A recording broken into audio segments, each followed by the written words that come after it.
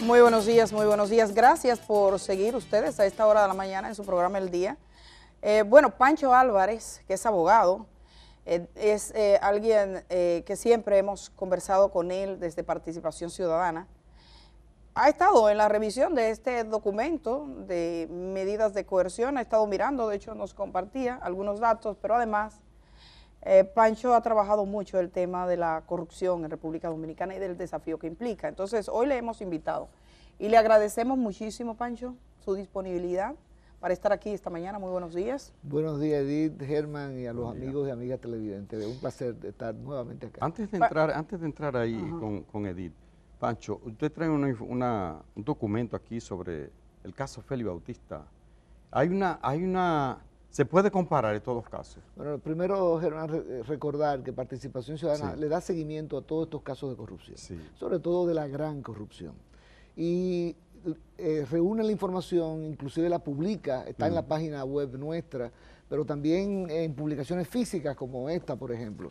Este documento corresponde al caso de Félix Bautista, que todo el mundo conoce, que terminó. ¿Por qué le recordó este caso a ese? ¿Cuál fue el elemento? Bueno, porque... un nombre común. Porque hay un nombre común, como tú dices, en este caso Calamar y aquel caso que no tenía nombre marítimo en esa época, de Félix Bautista. Y lo voy a citar porque es un solo párrafo. ¿Qué dice? Esto se hizo en forma de preguntas y respuestas, porque esto va para la ciudadanía, para que se entienda. ¿Qué dice el expediente en torno a los movimientos bancarios del ingeniero Bolívar Antonio Ventura Rodríguez? ¿Qué dice el expediente? No Francisco Álvarez, no, el expediente que presentó el Ministerio Público a la cabeza Francisco Domínguez Brito en ese momento. Y dice este documento: en relación al ingeniero Bolívar Antonio Ventura Rodríguez, presidente de DIPRECAL, a quien el Ministerio Público atribuye ser compañero de estudio y amigo íntimo del señor Félix Bautista, el expediente señala que abrió varias cuentas personales en Banreservas. Según la acusación, hasta el 2005 ninguna de sus cuentas registra movimientos relevantes. Sin embargo, en los años que van desde noviembre de 2008 a diciembre de 2010, en una de sus cuentas movió 1.080 millones de pesos. Y en segunda y tercera cuenta del mismo banco movió 250 y 217 millones respectivamente. Ese párrafo lo rescaté de... 1.000 millones. 1.000 en una sola cuenta. En una sola cuenta. ¿De dónde? Porque ese tema hay que resaltarlo, del Banco de Reserva. hay que resaltarlo y martillarlo si es necesario, del Banco de Reserva, que siempre está involucrado en estos casos de gran corrupción. Lamentablemente. Qué pena, ¿no? Porque sobre todo es el Banco del Estado. O sea, ahora por eso tal vez es que está involucrado en este tipo de casos, porque los administradores y su personal no resisten la presión que viene desde Palacio para utilizar los recursos del Banco de Reserva, la facilidad de movimiento de fondos que tiene el Banco de Reserva, porque tú mencionabas, Edith, a uno de los choferes, ¿no? Sí, el chofer de Mimilo. Tapia, ¿no? Sí, Tapia Holguín. Pues en sus declaraciones él dice que que iban en 2 jipetas al Banco de Reserva a recibir fundas de dinero. Y maletas que él compraba. Y luego lo llevaban a un sitio donde lo colocaban en maletas, que llevaron a utilizar muchísimas maletas. Él compró 35 maletas que la compraba ahí en una tienda, pero mira qué cosa, en la 27 de febrero. Mira qué cosa curiosa dice, que en un momento determinado era tanto el efectivo que las fundas y las maletas no eran suficientes, entonces se utilizaron camiones blindados del Banco de Reserva. Sí. Y que en una ocasión, en el sitio donde iban a depositar el dinero, a llevar el dinero, coincidieron 5 vehículos blindados, porque se trasladaron ese día más de 1.000 millones de pesos. Eso es bastante grave y yo quisiera pedirla y comenzar por ahí, y creo que es muy oportuno. Bueno, vamos a brindarle el café a Pancho Álvarez, porque aunque estemos hablando de esto, un café frío no tiene gracia. Entonces, Pancho Álvarez, buen provecho. Gracias, Kenia, por traer ese café. Está muy linda usted hoy. Gracias por ese aporte. Pancho, aquí tenemos a un ciudadano que era contralor del Banco de Reservas en todas estas operaciones, que está sometido. Según el Ministerio Público, este hombre, que es Andrés Guerrero, excontralor, es el único que aparece sometido del Banco de Reservas en esta operación. Menciona a otros ejecutivos, pero son los ejecutivos de menor cuantía que estaban ahí, el que era jefe en el centro de acopio, el que era jefe en el otro banco. Está mencionado. Después mañana le detallamos más. Y de hecho las operaciones que hemos dado en este día son las que hizo el chofer, pero hay más operaciones que se hicieron al margen del chofer. Usted trabajó como abogado del Banco Central de la República Dominicana en todo el tema bancario de nuestro país. Nosotros sabemos, y es bueno que la gente sepa, el desafío no es ocultar las cosas, es resolverlas. O sea, nosotros, el tema bancario siempre es delicado, porque los bancos viven de la reputación. Entonces, es nuestro banco del Estado y no lo vamos a cerrar. Lo que tenemos es que pensar cuáles son las garantías y las medidas que se toman para que cosas como esta no ocurran más. Y me gustaría preguntarle a usted, primero, el administrador del Banco de Reserva no aparece como imputado por el Ministerio Público, aunque fue investigado. Y dada la magnitud de las operaciones, ¿qué nos plantea eso? Eso es importante porque nadie busca que ni el banco se dañe, ni se fuñe, no. Que este tipo de situación que están ahí configuradas pasaron por sus manos y que tenemos otra gerente de una sucursal de Banreservas presa en el expediente Coral, que todas las operaciones se hacían también con saco y funda, y que tenemos con saco y funda. La solución a eso, Edith, es que haya un régimen de consecuencias que se aplique. Y tú que le diste seguimiento, bueno, que trabajaste también en esos casos de fraudes bancarios en la década, en los 2013 en adelante, ¿no? Sabes perfectamente que después de eso, que esos casos fueron una misa de salud, como se llama, para el sistema financiero de la República Dominicana. Porque hubo gente que bueno, yo me recuerdo que Ramón Pina Acevedo, que trabajábamos juntos en el equipo de abogados del Banco Central, me decía que ese caso no iba a terminar con nadie preso, porque ¿quién iba a meter preso al principal dueño de medios de comunicación de este país? Que era propietario de los principales medios impresos, nadie de canales de pensaba televisión, de todos los canales de radio, nadie pensaba que era posible. Y ocurrió. Ramón Báez Figueroa. ¿Y qué ocurrió entonces? Eso, repito, fue una misa de salud. Eso es lo que tiene que pasar con el Banco de Reserva.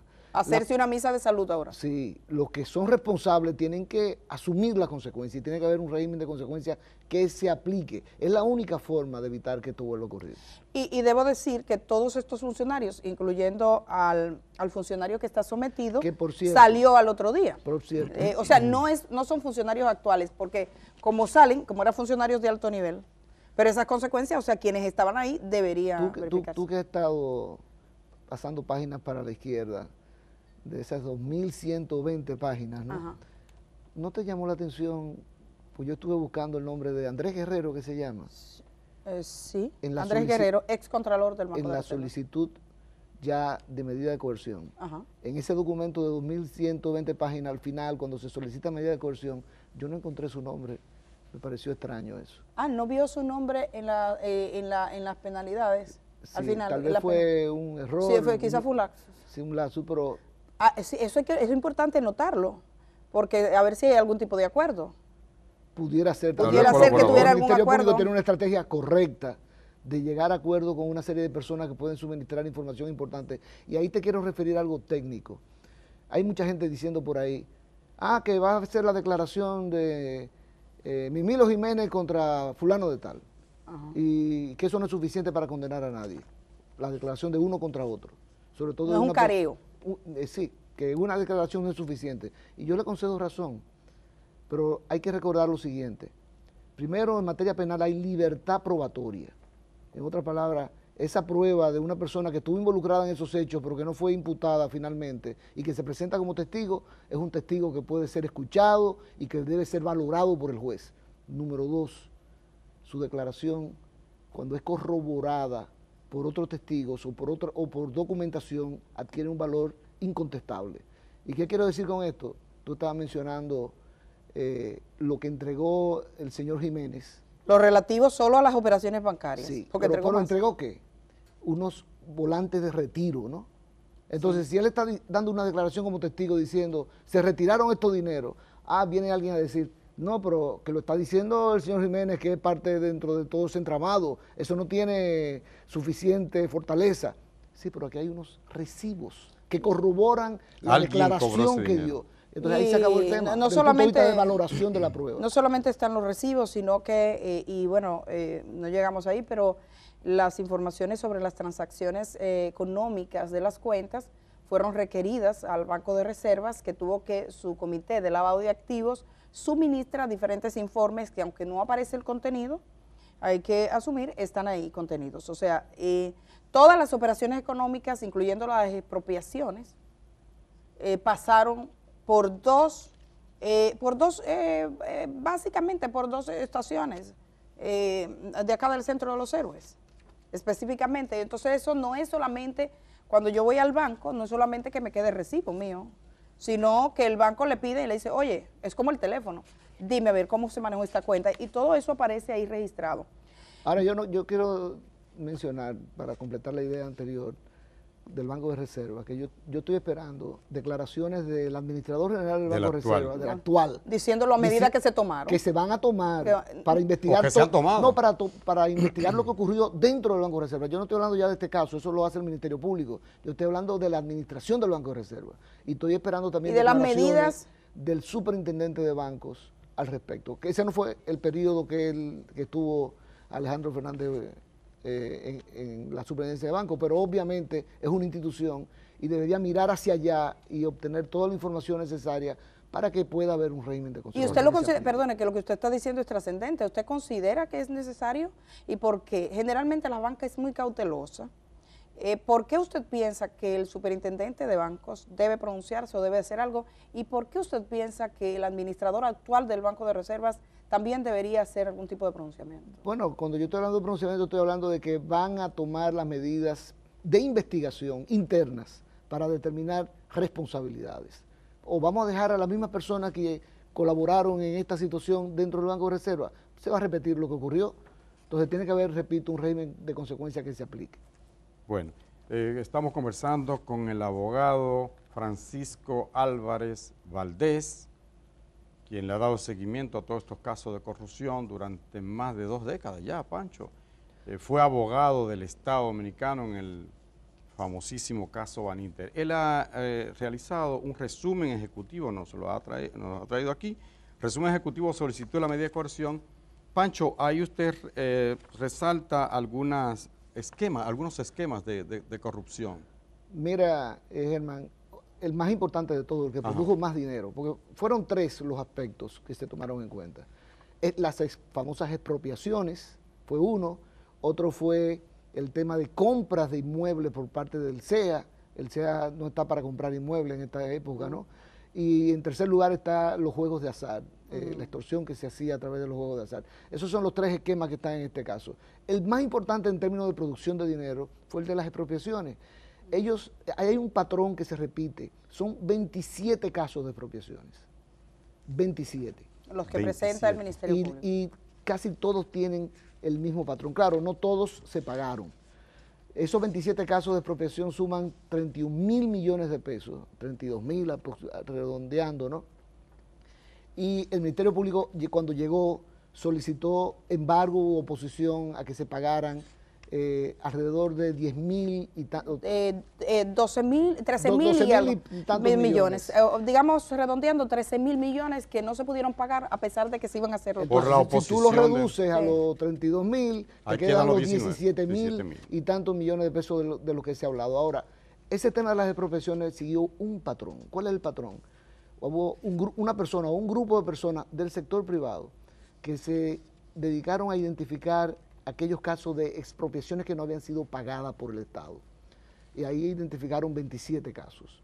Lo segundo era que el segundo paso en todos ellos era contactar a alguien de la sucesión, porque ahí hay casos, como el del señor Gatón, cuya sucesión se abrió en 1939. Cuando Trujillo. Oigan bien, ahí hay casos donde aparece la esposa del dictador Trujillo. En una operación inmobiliaria. Apareció una muerta que utilizaron su documentación, murió en Estados Unidos, utilizaron ¿cómo se dice cuando mueres? El acta de defunción, sin legalizar, sin hacer ningún proceso, cogieron el papelito. Pues miren, siguiendo con el patrón, después que contactaban a los herederos de cada caso, le proponían, te vamos a pagar. Te vamos a pagar. pero tú tienes que ceder el 60%. Usualmente era el 60%. Y se lo decían No el así, 30. perdón. Se lo decían a sí mismo. Ahora, como me dijo una de las personas involucradas en ese caso, en una sucesión, me dijo, mi padre no pudo cobrarlo. Ni el abuelo. Ni el abuelo, ni el padre, ni ellos pudieron cobrarlo. Y cuando vinieron a ofrecerle el 40%, eso fue para ellos una bendición. Claro, hubo casos donde inclusive se pagó menos del 40%. El caso de Gatón, por ejemplo, llegó a 18%, lo que le tocó a los herederos, y el resto del dinero iba, y aquí viene otra parte del patrón, esa gente desconfiaba de todo el mundo. Estoy hablando de los defraudadores, porque le proponían a los herederos que firmaran primero, antes de recibir cualquier centavo, una cesión de crédito. Y en ese caso estamos hablando de 6.451 millones de pesos. Eso es mucho dinero. Bueno, no, ese fue el tema de la valoración. Sí, de la valoración final. Del caso Gatón. Sí. Donde solo ese caso. Ahí interviene el director de mensuras catastrales, que es el encargado de la valoración. Había valorado 6 meses antes esa parcela completa, donde los Gatón tenían solamente una parte, pero la había valorado en 6,000 y pico de pesos. Y 6 meses después, cuando vienen y le proponen, cambia la valoración para llevarla, la aumenta en un 2.500%. Una cosa, Pancho, ya que usted está hablando del procedimiento y cogió la figura de la familia Gatón, que ahora se está exponiendo. Querellándose. La acusación de ellos es que, alegando desde Hacienda, desde el Ministerio de Hacienda, se hicieron pagos, libramientos, por el terreno, que es un terreno de área protegida, el Parque Cotubanama, que es el más grande en esto. 1.527 millones de pesos se erogaron, pero ellos recibieron 300 millones. De 1.527 recibieron 300 millones. 16%, dice. Usted hizo un análisis 18%. Ahí de todo esto. Wow. ¿Qué es lo grave de las expropiaciones y qué es de todo lo que ha ocurrido? Porque casos de corrupción hemos tenido. Si lo comparamos con todos los demás, me gustaría que usted diera una valoración. ¿Se siente sorprendido? ¿Le sorprende algo que lee? ¿Es nuevo para sus ojos? Bueno, por mi práctica profesional no me siento sorprendido, pero me imagino que la mayoría de la población tiene que sentirse sorprendida. Pero aquí el tema de las expropiaciones tiene una particularidad, y es que hay una doble estafa. Vamos a utilizar la estafa no en términos técnicos, jurídicos, sino como lo entiende la gente, ¿no? Hay una doble estafa. ¿Por qué? Porque primero el Estado, qué pena, mala paga el Estado dominicano, no le paga, cuando usted expropia como Estado un terreno, tiene que pagar el precio justo de ese terreno a los propietarios. Eso es lo que manda la ley y la Constitución de la República, pero no lo hace el Estado. Y tienen que esperar que vengan unos defraudadores a decir, yo te voy a sacar el dinero que te toca, pero solamente un 40% porque el otro 60% es mío. O variaban los porcentajes, pero usualmente era 60-40. Entonces, repito, hay una doble estafa porque esa gente se pasó generaciones sin poder recibir el dinero que le correspondía, y cuando por fin le tocó mochado por más de la mitad. ¿Cuál era el rol de los abogados? Porque había oficinas de abogados específicas que se dedicaban a eso. Mira, el caso de Ángel Lockhart, de manera particular, ¿no? Que por cierto, hace 10 días se celebró una audiencia en el Tribunal Superior Administrativo. Yo estuve presente en la audiencia, no como abogado, porque cuando hablan de Pancho Álvarez como abogado, yo estoy aquí como ciudadano. Yeah. Y cuando trabajo en Participación Ciudadana, trabajo como ciudadano, no como abogado. Y bueno, Participación le está dando seguimiento a esos casos, y yo, como miembro de Participación, fui a ese tribunal, me senté allí a escuchar directamente los argumentos que tenía el propio Ángel Lockhart, que tenía el magistrado Camacho. Y cosa curiosa, el señor Lockhart se sentó mientras se celebraban otras audiencias al lado mío y quería transmitirme alguna información, y yo le dije, tú estás pidiendo la nulidad de este informe de la Unidad Antifraude de la Contraloría General de la República, un esfuerzo inútil, porque me imagino que el Ministerio Público va a citar como testigo a esos 4 miembros de la Unidad Antifraude para que declaren directamente al tribunal que encontraron. O sea que al margen de que haya un informe o no haya un informe, esa información que esos miembros de la Unidad Antifraude de la Contraloría encontraron será escuchada por los magistrados que tendrán que tomar la decisión de fondo sobre este caso. ¿Con cuánto se quedaban los abogados ahí? Bueno, lo que pasa es que el caso de Ángel Lockhart en particular yo no lo he cuantificado todavía, pero bueno, decenas de millones de pesos, decenas. Decenas. Y Sí. llegó sobrepasado los 100 millones de pesos, o sea. Sí, yo ahí hay que ir por parte para verlo, pero sí que cobraban bastante los abogados en esa intermediación. Y que, por cierto, detalles que ayudan a los abogados, a los fiscales, a los jueces a orientarse es, ¿quiénes legalizaban todos esos documentos que eran las sesiones de crédito, los acuerdos con la Dirección General de Bienes Nacionales, los contratos que se firmaban? ¿Quiénes? Usualmente eran los mismos notarios. Y eso te permite, ¿qué? Llegar a la conclusión de que quienes estaban detrás de los notarios eran los responsables de todos los casos. Por, no eso de un se solo habla caso. por eso es que se habla de asociación de malhechores. Y yo iría más lejos, y lo hace el Ministerio Público, habla de crimen organizado. Crimen organizado. ¿Por qué crimen organizado? Usted busca crimen organizado en República Dominicana, en alguna ley no lo va a encontrar. La ley de lavado es otra cosa, ¿no? O sea, pero ¿qué es lo que es crimen organizado? Es cuando un grupo de personas se asocia, planifica cometer determinados delitos para enriquecerse en el tiempo. Eso es crimen organizado. No, ajá. Y No si dos carajos asaltan a alguien en la calle, no, eso es otra cosa. Eso es otra cosa. Esto es algo que se planifica en una oficina, se hace Y hay un unos plan. patrones para seguir. La mafia italiana en Estados Unidos Sí. era crimen organizado, porque se organizaban, cada uno tenía Una su función, había una estructura. Pues eso fue lo que pasó en este caso, había una estructura con un bloque del sector privado, donde estaba el señor Jiménez, el señor Ureña, habían 4 o 5 personas, Crisóstomo. Sí, y que no lo hemos mencionado, pero hay un Ureña también, sí, José Ureña. José Ureña, Fernando Crisóstomo, Mimilo Jiménez. Y Ventura. No, Ventura no pertenece a ese bloque. Ese bloque. Y ese era el bloque privado, pero había un bloque público, donde había más de 10 organizaciones del Estado involucradas, con sus respectivos responsables allí, ¿no? En ese documento que les entregué, que es un resumen, es un documento de trabajo, pues ahí están identificadas todas las instituciones del Estado que se vieron afectadas por este fraude. Hay un aspecto que hemos citado esta mañana. En la residencia del señor Peralta, cuando le hacen el allanamiento, encuentran un informe del J2, el órgano de inteligencia militar de este país, del Estado, sobre la jueza Clara Luz Almonte. La magistrada en ese momento, 2017, estaba conociendo un proceso del cual también de la otra persona involucrada se encuentran rastros, que es del señor Leonardo Faña.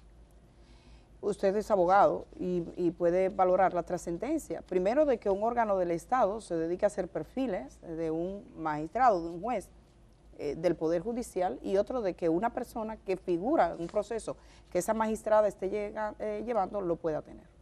Y sobre todo que su partido después esté hablando de independencia judicial, ¿no? Porque el señor Peralta es reincidente en este tipo de conducta. Ah, sí. ¿Cuándo fue la otra vez? Ya la memoria es corta, por eso es importante escribirlo todo, ¿no? No recuerdan. El Tribunal Superior Electoral, aquella decisión famosa que perjudicó al aliado del PLD en el poder en ese momento, que era el PRD de Miguel Vargas. Miguel Vargas Maldonado. Ah, bueno, sí, cuando estuvo la que situación. le quitaron el chofer al presidente del Tribunal Superior Electoral. En la calle. ¿Quién fue que dio Que esas ahora es el instrucciones? presidente de... ¿Quién fue que dio esas instrucciones? En ese momento mencionaron a Peralta. Yo recuerdo que eso fue una noticia de portada del periódico Listín Diario. Pues perfecto, ya lo recordamos, ¿no? Sí, o sea que completo. repito que es reincidente y qué pena. Que citaron que el entonces procurador Jean Alain Rodríguez citó para que fuera a su despacho al entonces jefe del Tribunal Superior Electoral, Sí. que no fue. Y que le quitaron el chofer y lo dejaron en la calle, o sea, al presidente del Tribunal Superior Electoral. Pero bueno, ¿qué significa eso? Bueno, porque no es un secreto que aquí hay personas que siempre han tratado de manipular la justicia.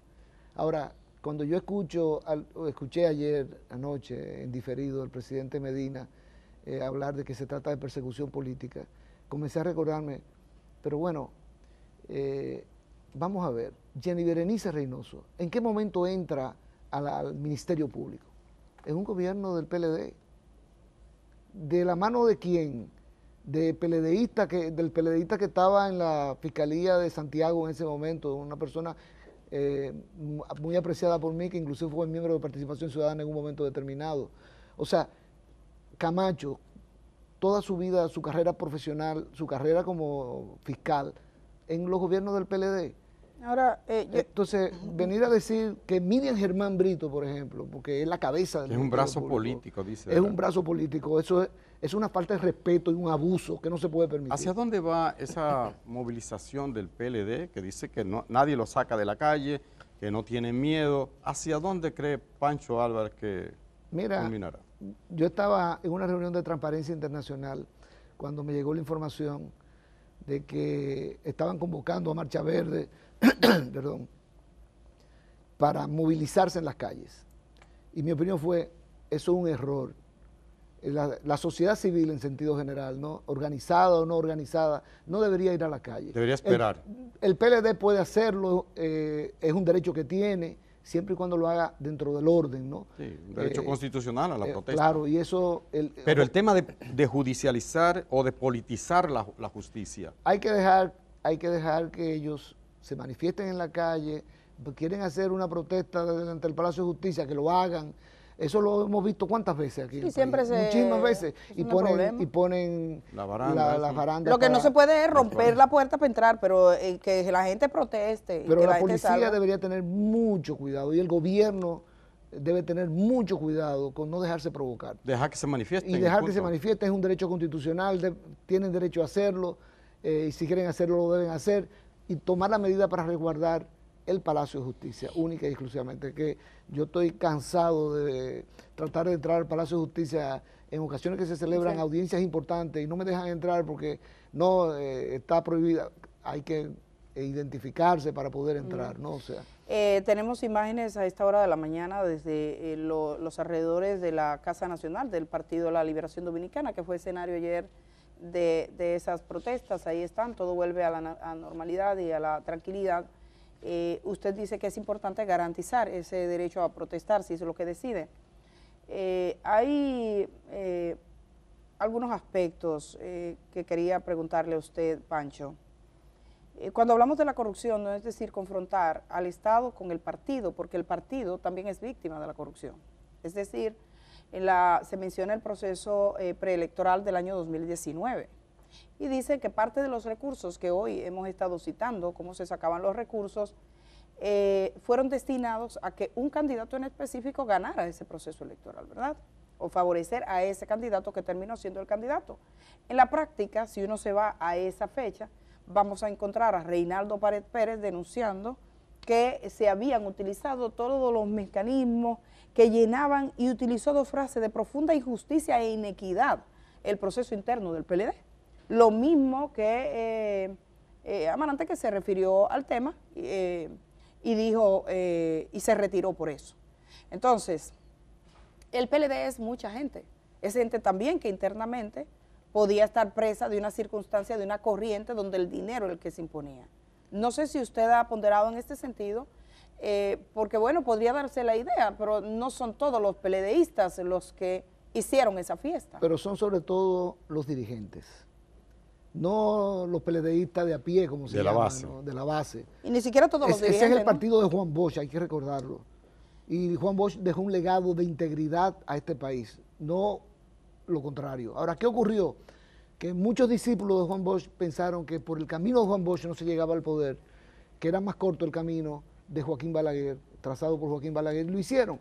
Y ahora que estamos viendo todos estos millones, ¿se olvidan ustedes de cuando Leonel Fernández habló de los 40.000 millones de pesos que habían disponibles Año para ganar las 2011, elecciones? lo dijo en Nueva York. Estamos repitiendo lo mismo, ¿no? Ahora, hay una serie de cheques en ese expediente, todos a nombre de Gonzalo Castillo. Ahí va yo. ¿Qué pasa con Gonzalo Castillo? Hay quienes dicen, el propio PLD, de que es para hacerle daño a Gonzalo Castillo y que él es un preso político. Yo voy de nuevo. ¿Cuáles son al las tema evidencias sobre Yo voy de Gonzalo? nuevo al tema del régimen de consecuencia. Y aquí traigo un nuevo actor, un actor importante de todo esto que estamos hablando, la Junta Central Electoral.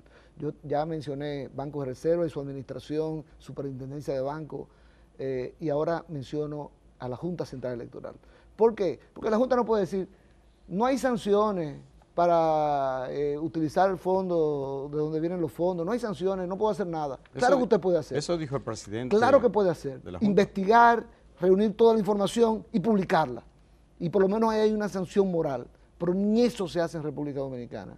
Entonces, yo creo que la Junta tiene que comenzar a indagar esa dirección. Recuérdense que había una unidad para controlar el financiamiento que recibe de dinero de los partidos políticos. Esa unidad fue elevada de categoría por esta actual Junta Central Electoral a dirección. Ahora, no es cuestión de nombre, es cuestión de ver qué hacen. ¿Y qué es lo que tienen que hacer? Con este caso, ver si todos esos cheques que están ahí, a nombre de Gonzalo Castillo, fueron declarados ante la Junta Central Electoral. Y si no, publicarlo. Que no hay una sanción, no importa, publíquelo. Pancho, he escuchado a algunos dirigentes del PLD y creo que en eso tiene razón, de que el financiamiento de los partidos políticos es un problema, o sea, es como el que esté libre de pecado que tire la primera piedra. Este es un caso que hay que ir más allá del caso en sí mismo, o sea, este pequeño grupo, pero que este grupo, y por eso hay tanta movilización, simboliza la forma de hacer política en República Dominicana, donde cada vez más los que aspiran se ven presionados por un hambre de dinero en la calle, de dónde lo pueden sacar, y uno ve que eso no se ajusta a la suma de los salarios menos lo que tú gastes para hacerlo. Entonces, me pregunto hasta qué punto esto puede ser aleccionador para toda la estructura política de nuestro país, hasta qué punto puede ser desafiante y una alerta para que se regule el financiamiento de las campañas políticas, o sea, este tipo de datos. Bueno, por eso mencioné la Junta Central Electoral, porque definitivamente que hay un patrón de uso de recursos no limpios en las campañas electorales, y no ha habido todavía una sola Junta Central Electoral que haya puesto coto a esa situación. Y siempre alegan exactamente lo mismo, que no hay sanciones. Pues yo creo que llegó el momento, tomando este caso como punto de partida, y qué pena, ¿no? La gente dirá, ¿y los de atrás? ¿Qué pasa con los de atrás?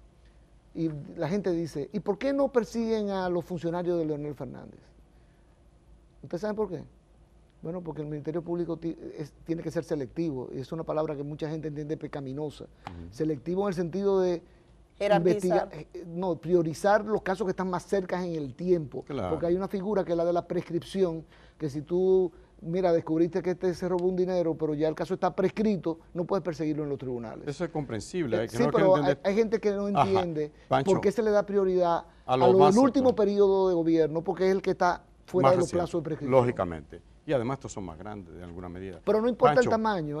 Pancho, se nos acaba el tiempo desafortunadamente. Vamos, brevemente, me gustaría su parecer sobre ese planteamiento que hacen algunos dirigentes del PLD de que estamos ante un peligro para los partidos políticos, que la intención es destruir al PLD y que Abinader es prácticamente peor que Daniel Ortega, ha dicho uno de ellos. Claro, pero están utilizando el argumento de defensa de toda la vida. Sí. O vamos a olvidarnos de cuando Leonel Fernández, tuvo que presentarse ante la Procuraduría General de la República, ustedes se recuerdan. Sí. No lo citaron, pero él fue y se autopresentó, ¿no? ¿Y qué se alegaba? Siempre se ha alegado persecución política. La persecución política existió en la época de Joaquín Balaguer. Sí. Y dejó sangre en las calles. Miles de jóvenes. Pero persecución política yo no veo ahora yo veo abuso de los recursos del Estado por todos los gobiernos que han pasado por la República Dominicana. Oigan bien, estoy hablando de todos los gobiernos, porque hay una cultura de corrupción en nuestro país que no va a terminar mientras no haya un régimen de consecuencia como el que ocurrió en el caso Baní. ¿Sirve este caso para un poco frenar, porque la corrupción no se acaba ni por un decreto ni por un caso, para que los actuales o futuros funcionarios no metan la mano más de la cuenta? Para lograr eso necesitamos que periodistas como ustedes sigan haciendo el trabajo que están haciendo. Bueno, esta información tiene que llegar a la población tiene que estar consciente. Esto no va a cambiar si el pueblo no hace que cambie. Es el pueblo que tiene que empoderarse, lo demostró con Marcha Verde, no la Marcha Verde de ahora, la Marcha Verde la población que se indignó por el caso de Brecht y que puede indignarse igual o más por este caso que acabamos de ver, que pertenece a lo que Transparencia Internacional ha denominado la gran corrupción, que es aquella que cambia la suerte para mal de una sociedad, de una población, de gente que necesita esos recursos para salud, para alimentación, y sin embargo son distraídos del Estado Dominicano. Gracias, Pancho, por estar esta mañana. Muchísimas gracias. Este tema, por supuesto, que seguirá y seguiremos conversando con usted, con otras personas. Muchas gracias por estar esta mañana. Gracias a ustedes. Gracias a Pancho y gracias a ustedes por seguir acá. Tenemos mucho más todavía. Vamos a ir a la pausa, señor director, y regresamos de una vez.